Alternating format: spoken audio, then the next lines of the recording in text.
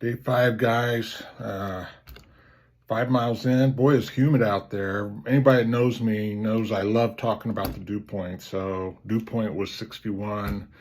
Uh, Humidity about 90%. I start to feel it a little bit out there. It started to sprinkle a little bit, so I think that's great. That felt kind of good and gets you used to not paying attention to the weather.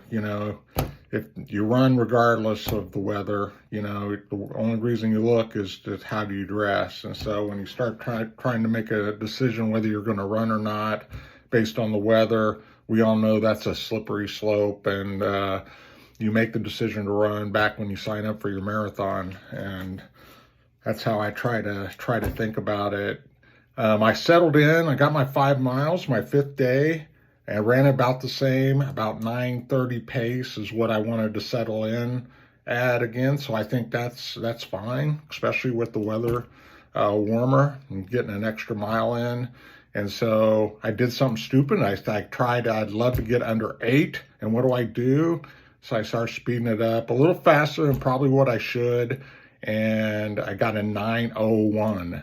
So I missed it by a second. And sometimes seconds count, as Chris Wisegood knows. So I think one thing I was thinking about, and I was thinking way too much as opposed to paying attention to my form, which I should be doing, especially since my mind's all over the place thinking about my injury, you're just thinking about that too much. Keeping your form right is what I need to do. And so I think of it like fine tuning a guitar.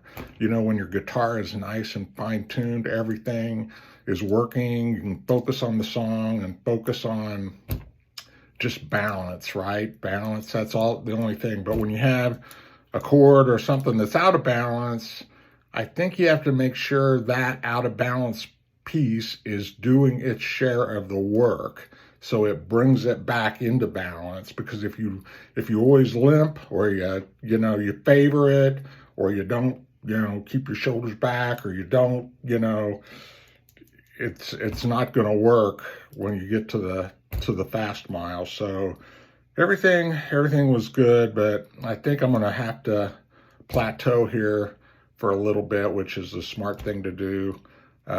You get in trouble when you start going for those times, and that's how I got in trouble to begin with that goose.